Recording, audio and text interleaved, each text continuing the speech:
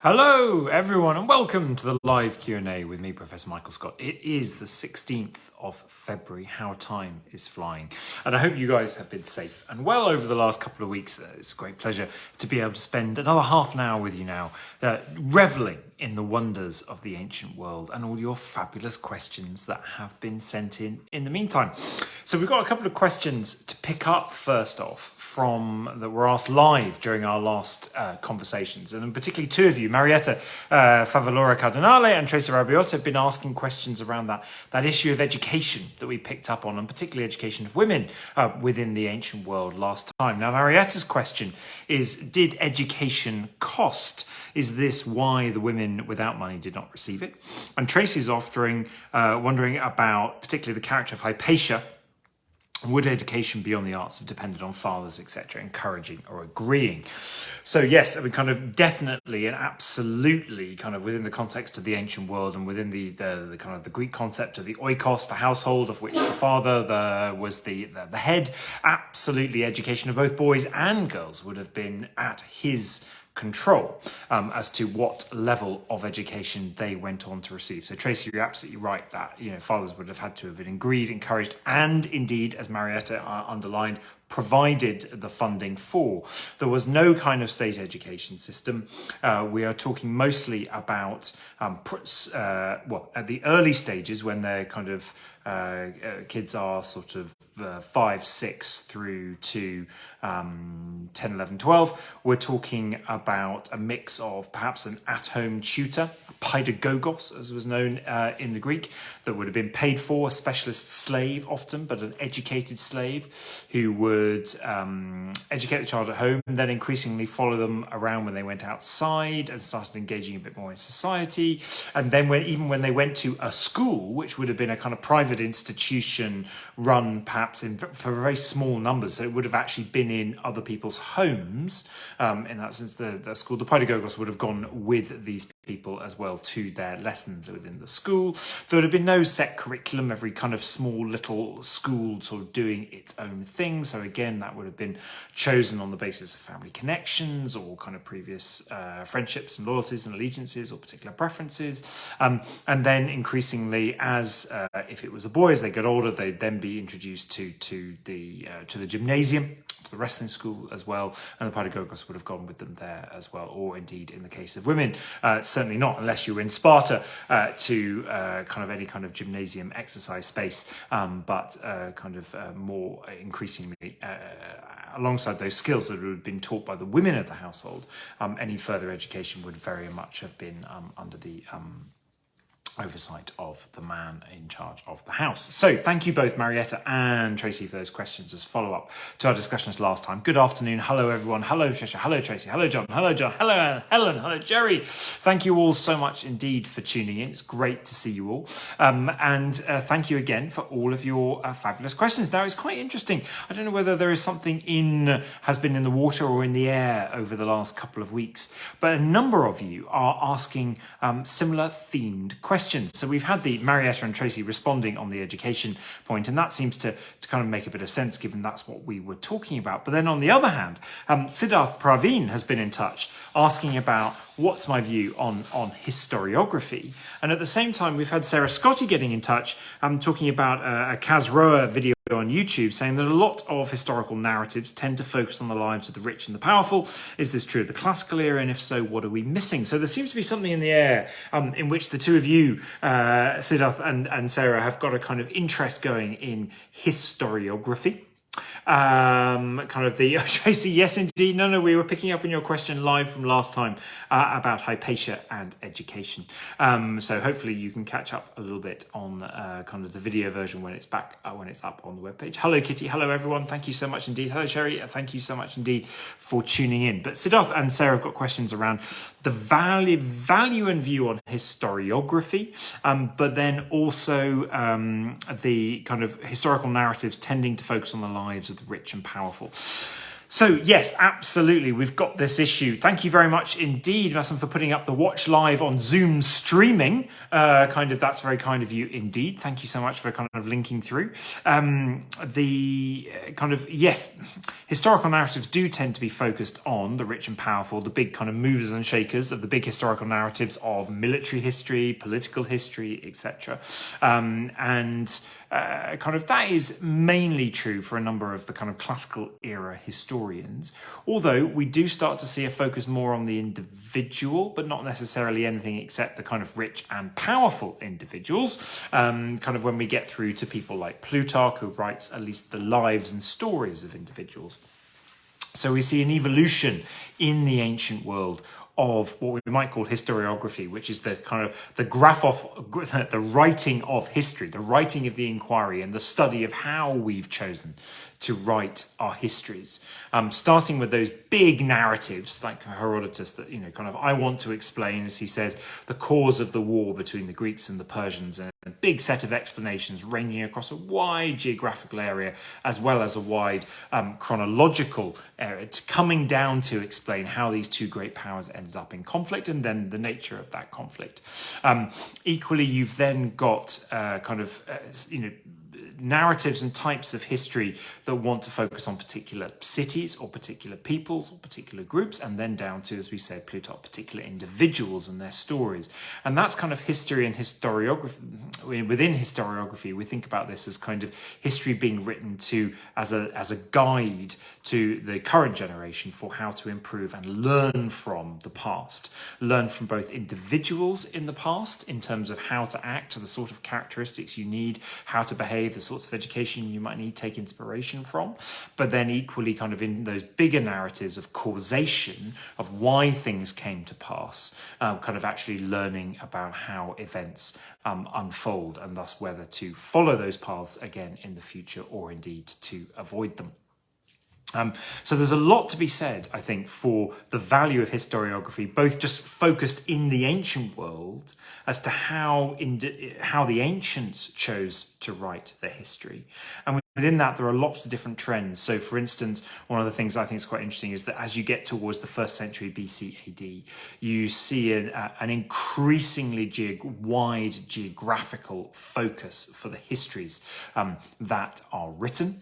So think about Strabo writing his kind of history geography, kind of a bit of a mix of the two, but it really encompasses the entirety of the Greek and Roman known world at that time. The idea that history had to go big in order to be useful, and equally go long.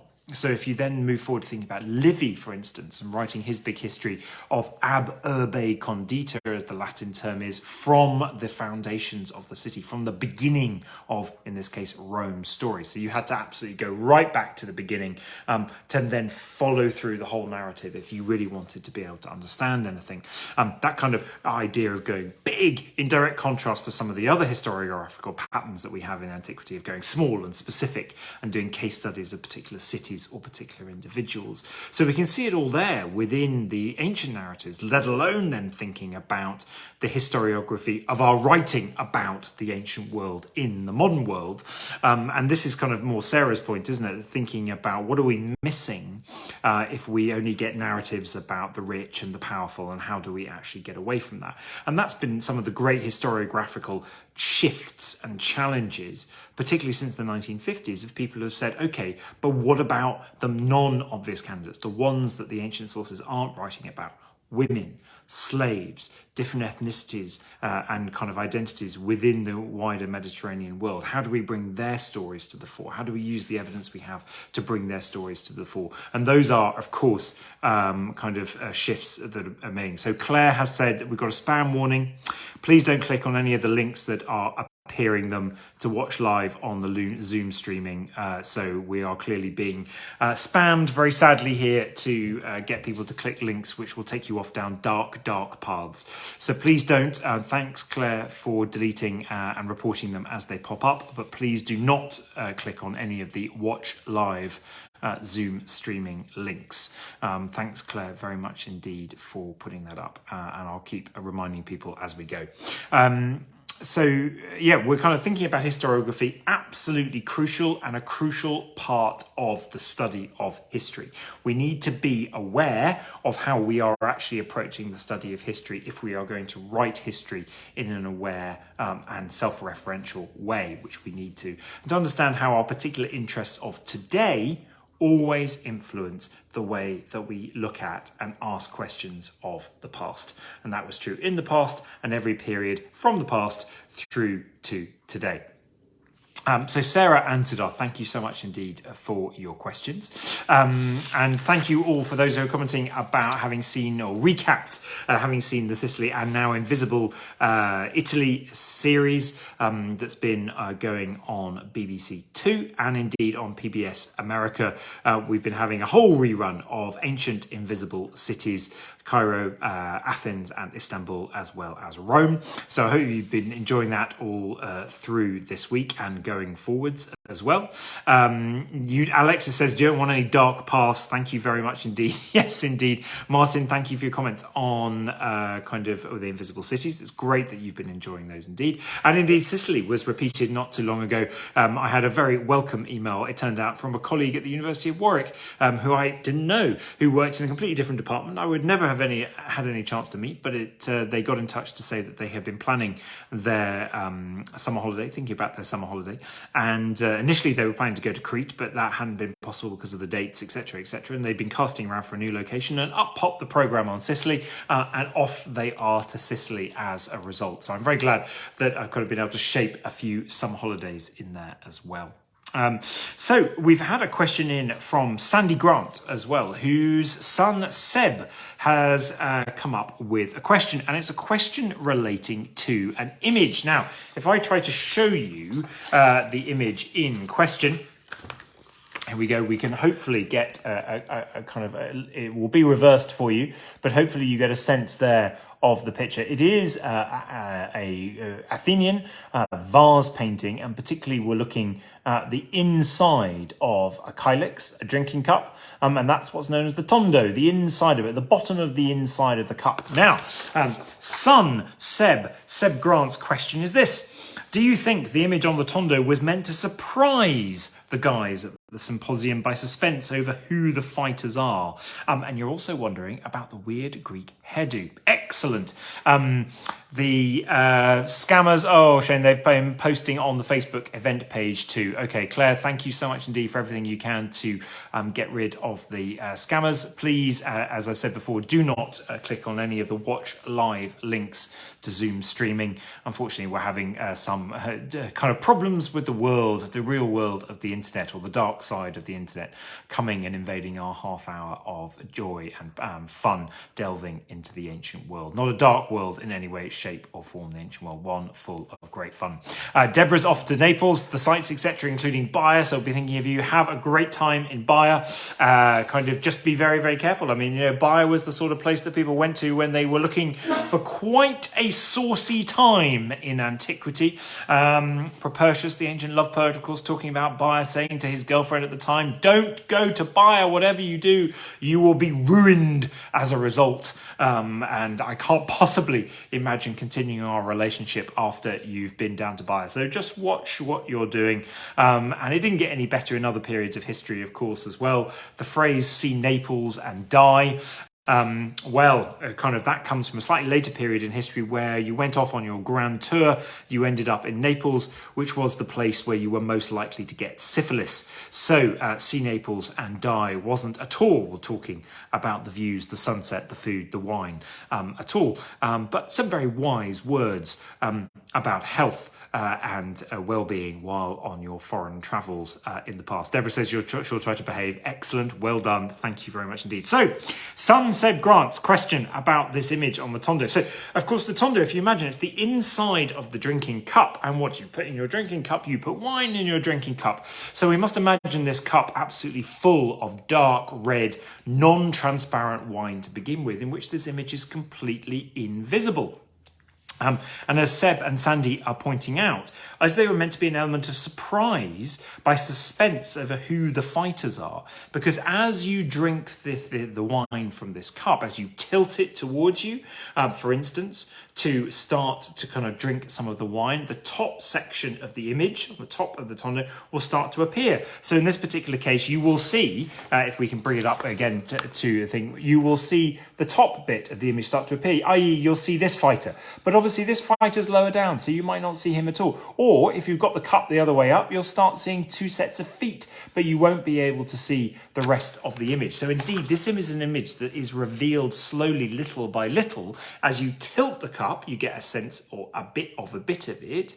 And then, of course, as you drink through your wine and it gets less and less within the cup, the wine starts to become just a tiny bit more transparent, and you would start to get a sort of shady image appearing of people fighting, but could you actually work out who they were and what they were doing? I think kind of one of the things that makes it much clearer, kind of as you tilted your wine, but also as you drank your wine, if we can have a look again at this particular chap's excellent clothing here, we've got some very nice striped leotard work going on. Now, there's only one set of people who wear that kind of costume within Athenian vase painting, and that, of course, is the Persians. Alex is saying, was it trying to encourage people to drink fast to unfold the story? Perhaps, or at least to provide a sense of suspense, as Seb and Sandy Grant were suggesting, about what that story might be, and thus how it might connect to the images that were on the outside of the drinking cup as well, that you would have been able to see, and then get you thinking about the possible relationships between the two. But also, of course, all these images are supposed to spark off topics of conversation with your fellow symposium diners and drinkers. So kind of a question of heroism, of military might in battle, but also, of course, of civilization and barbarism. That was what this image of Greeks versus Persians fighting always tended to be about, was about, where does the line get drawn between civilization and barbarism? And in this particular image. So we've got an image here that I think would be quite a sort of rallying call as it became clearer and as people got to see more of it, of a Greek being, as we can see, victorious over a Persian who's sort of ending up cramped into the side circle of the image at the bottom of the tondo. But the battle is clearly not over because, as you can see, the Persian has still got his sword up, still fighting with a sword, not a bow and arrow as Persians normally do, although there might be a bow sort of hidden there behind the Greek's shield. So you get a sense that this is a Persian that's perhaps not as completely barbaristic as perhaps Persians might always be portrayed to be. Kind of actually this Persian might have elements of heroism about him. And as well, the Greek fighter might not be that much of a hero if he's sort of effectively taking down a man who is already on the ground and perhaps kind of indicating some form of submission. Now, Son Seb has also asked about the weird hairdo. And I don't think you'll be able to see this if I put it up to the camera, but effectively this is the sort of long curly strands of hair that's emerging under the Greek fighter's helmet. And in fact, this isn't a weird hairdo at all, but this is the kind of idealized, heroic Greek hair, sort of oiled into the strands that one might expect of an Achilles or of another kind of great fighter. So this was actually quite a nice Greek hairdo to have, and kind of very much indeed something that you would want to emulate if you could. Sadly, I'm going to definitely have to grow my hair a bit more before we've got a chance to do any of that. So, Sandy and Son Seb, thank you so much indeed for your question, and absolutely the right kind of question to be asking about how these are not just images on a page to be observed in 2 dimensions, but images on things that were used within particular social occasions, and thinking about how they were used is absolutely crucial for understanding how they would have been engaged with, and thus what they were supposed to mean and how people would have gone about interpreting them. Thank you so much indeed for that. Okay, well, let's have a quick moment to stop taking questions for a second and just delve into some of the amazing things that have been going on around the ancient world, or at least about the ancient world. From The Hollywood Reporter, Anthony Hopkins is joining a new Gladiator series Those About to Die. So not only are we going to be treated to Gladiator 2 coming up soon, but a whole new Gladiator series, Those About to Die, which sounds great fun. On the other hand, from BBC Travel, we've been hearing about a Spanish sand dune that is shifting and as a result has completely revealed a whole set of Roman ruins that no one knew was there. One of Europe's largest sand dunes has revealed an acropolis and an entire Roman settlement as it continues to shift. Who knows what more might be under there as it shifts some more. On the other hand, we've also, from the Greek reporter, found finally elements of the settlement of Tenea. So the ancient Greek settlement of Tenea was discovered for the first time during recent excavations. It's about 80 kilometers southwest of Athens, just outside of Corinth, and the several ruins have now finally been discovered at the site, including shops, burial monuments, a rampart wall, mostly dating to the city's Roman period. But Tenea is a well-known city kind of within the ancient sources, and yet we've only got our first kind of sighting of it. It will be brilliant.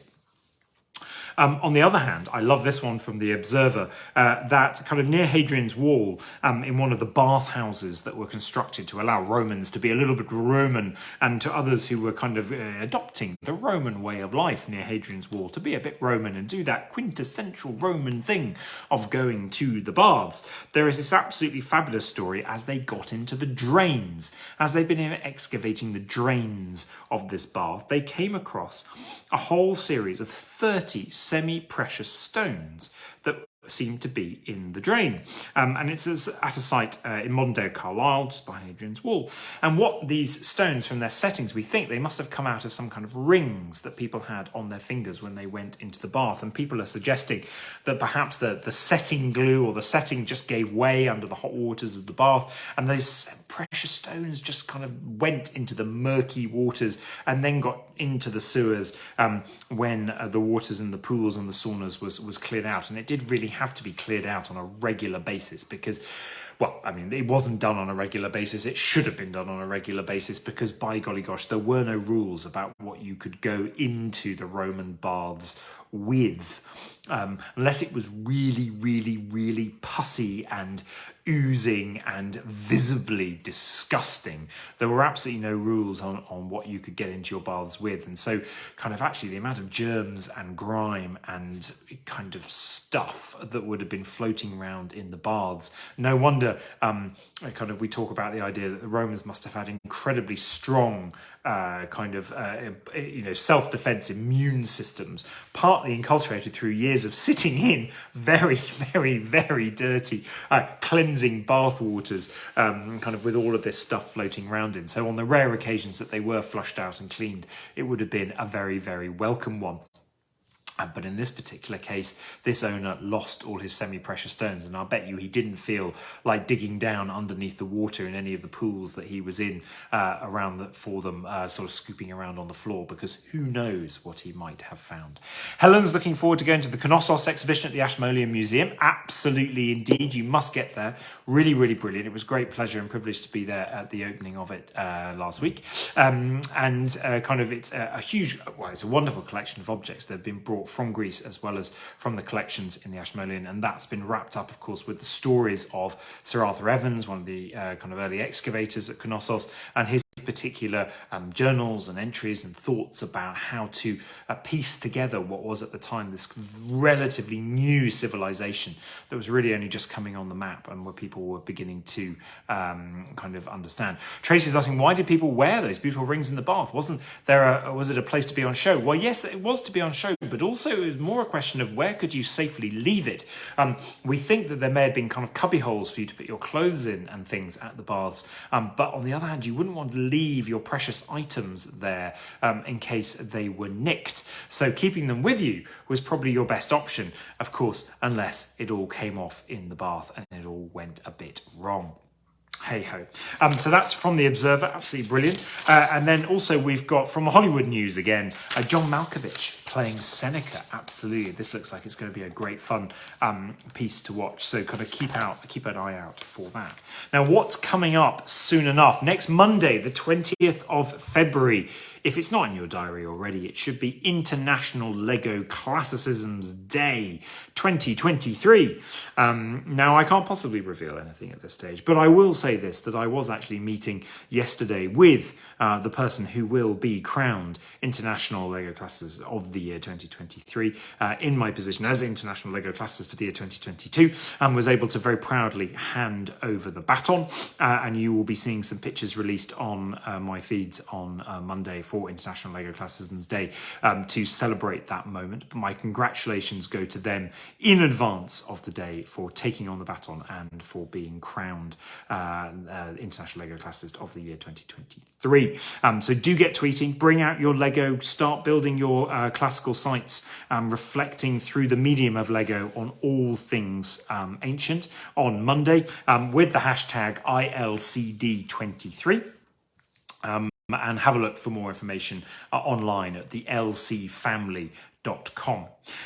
Thinking ahead to the 28th of June, up at Warwick, at the Warwick Classics Network, we've got the AG Leventis Ancient Worlds Day. So if you're a student studying at school, then please at GCSE or A-level, Class Civ, any of the ancient languages, ancient history, do think about motivating and asking your teachers to come along and be part of this day. Absolutely free, whole host of lectures tuned in to the syllabuses across those different courses. So there will be something for everyone. And then we've also got a little bit closer upcoming, it's through this week, Explore Life as a Roman in At Home with the Romans at Fishbourne Roman Palace. That's happening right the way through until tomorrow. And then we also have the Bacchae, a rock opera by the Institute of Greece, Rome and the Classical Tradition tomorrow between 3 and 5 p.m. So if you're in London, the Bacchae, a rock opera sounds absolutely fabulous. Deborah was seeing the UCL production of Plato's Symposium last week, another brilliant production, it sounds like indeed.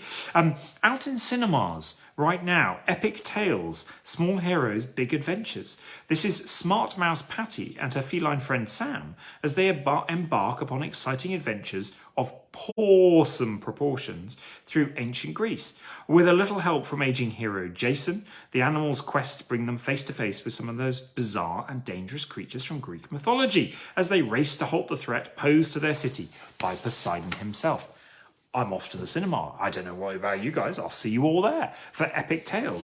Absolutely wonderful. And if you need some podcasts, think about History Hit. Of course, they've been as prolific as ever. Babylon has piqued my interest, and in fact we've had a question come in about kind of what has happened to Babylon. This came in from Helen Pekut, who shared some wonderful photos of herself and her family back in 1980 visiting Babylon about 6 months before the Iran-Iraq war, and it was the only time when they were able to get there visiting her father's family. And she was curious to know what's changed at the site. So there is no better place to go than, of course, the History Hit podcast on Babylon, which will answer all of your questions for you. And also kind of have a think while you're there about listening to the ones on Aphrodite, the Parthenon, and of course another one about Agrippina as well. Last thing to flag to you, the Classical Association have launched the digital version of Epic, a compendium of stories. So again, if you want some brilliant classically inspired short stories by modern authors, you can listen along to the audiobook. And there's been quite a few questions also asking about audiobooks. So we've had a question in, where are we here? From Mark Cook, asking about whether I'm going to be reading any more of my books as an audiobook. So I did From Democrats to Kings as an audiobook, which was my first book back in 2009, but I haven't actually done an audiobook myself since then. But I have some good news, because I am in the next couple of weeks, in fact, going to be recording the audiobook of my new book that's coming out in May, X Marks the Spot, the story of archaeology in 8 extraordinary discoveries. And we will, in the next couple of weeks, be flagging up where you can already pre-order the book on Amazon to come out on the 25th of May.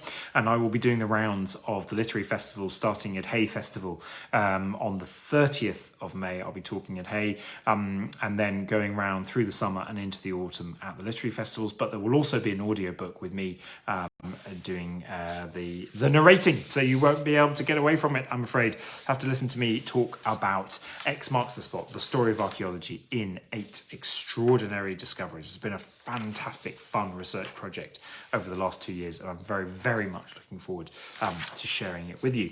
Have we got time for one more quick question?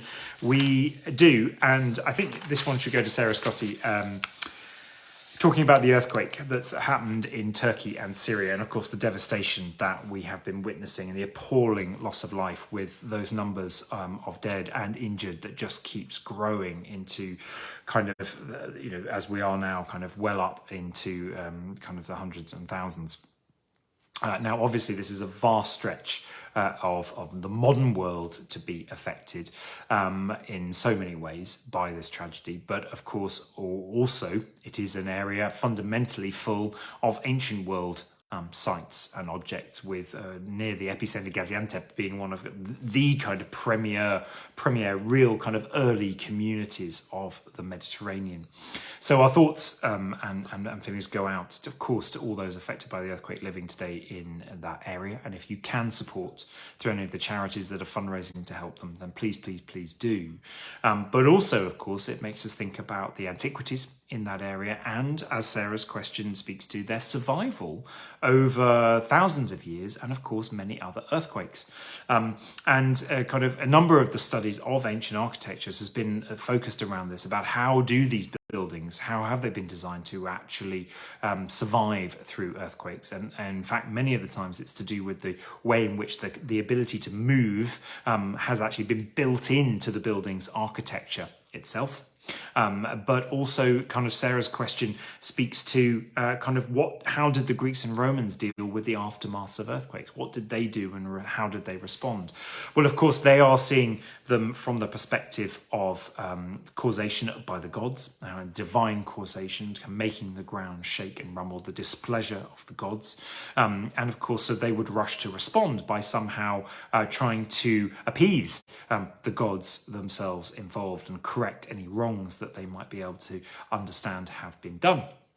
But they would also often use them as major opportunities to rebuild, and to rebuild not just kind of as was before, but to rebuild bigger and better than ever before. We see that, for instance, crucially at the sanctuary of Delphi, kind of when an earthquake destroys the sanctuary in the early 4th century, and that is used, 4th century BCE, and that is used as an excuse to bring everyone together, a wide community of Greek cities and states together, to contribute money towards not just a rebuild, but a rebuild and an expansion of the site, and thus to give everyone a place and a stake in Delphi so that it can emerge even more the centre of the ancient world than it was before. And I hope in some ways that we can mimic that ancient response in the modern world, that that there will be a chance when we get past this initial disaster relief phase to actually take stock and to invest our time, our money, our expertise in order for this part of the world to build back bigger and better than ever before, so that we can all feel that we have a stake and a place in this fascinating part of the world.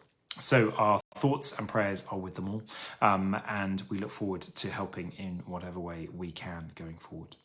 Our time is at an end, and there's so many more questions, so I will keep those questions that we haven't been able to get to this time on the list, I promise, as always, and we will get to them when we can next time. When is next time? I'm afraid it's going to be a little while. It's going to be the 16th of March, so about a month's time when we can next meet again for a Q&A. So 5 p.m. UK time on the 16th of March. I look forward to seeing you all then, if you can join. And in the meantime, stay safe. Look after yourselves, and of course keep your questions coming in through michaelscottacademic@gmail.com or direct through the Facebook page. Keep an eye out in the meantime for adverts and links to the new book X Marks the Spot coming out soon, and also to chances to come and meet, and so that we can have a chat about the ancient worlds over the summer at one of the literary festivals. But in the meantime, look after yourselves, stay safe, and we'll see you soon. Take care.